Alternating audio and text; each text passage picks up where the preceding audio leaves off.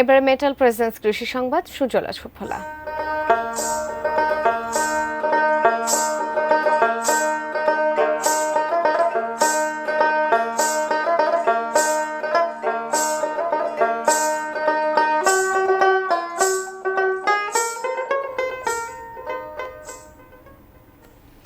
কম খরচ ও বেশি লাভের আশায় মানিকগঞ্জের সূর্যমুখী চাষে আগ্রহী হচ্ছেন কৃষকরা। দেশের ভোজ্য তেলের চাহিদা মেটাতে তাদের আগ্রহ বাড়াতে প্রণোদনা সুবিধা, বিনামূল্যে বীজ বিতরণ করছে জেলা কৃষি বিভাগ।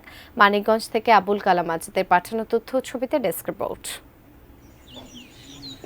মানিকগঞ্জের বিভিন্ন উপজেলায় কৃষি জমির মাঠে মাঠে হলুদের গালিচা, চারপাশে হাসি ছড়িয়ে আকাশের দিকে মুখ তোলে নয়নাভিরাম সূর্যমুখীরা। এ যেন আগুনরাঙা ফাগুনে প্রকৃতির সৌন্দর্য বাড়াতে শৈল্পিক প্রতিযোগিতা। সরকার দেশে ভোজ্য তেলের চাহিদা মেটাতে মানিকগঞ্জের ৭টি উপজেলায় কৃষকদের মাঝে প্রণোদনা সুবিধা, প্রযুক্তি সেবা, বিনামূল্যে বীজ বিতরণ করে সূর্যমুখী চাষে আগ্রহী করে তুলছে কৃষকদের। কৃষি বিভাগের এই সহায়তা পেয়ে জেলার প্রায় ২ শতাধিক কৃষক তাদের জমিতে সূর্যমুখী আবাদ করেছেন। ফলনও হয়েছে বেশ ভালো। আর এই সূর্যমুখীর সৌন্দর্য দেখতে ভিড় করছে নানা বয়সী ফুলপ্রেমীরা, তুলছেন ছবি।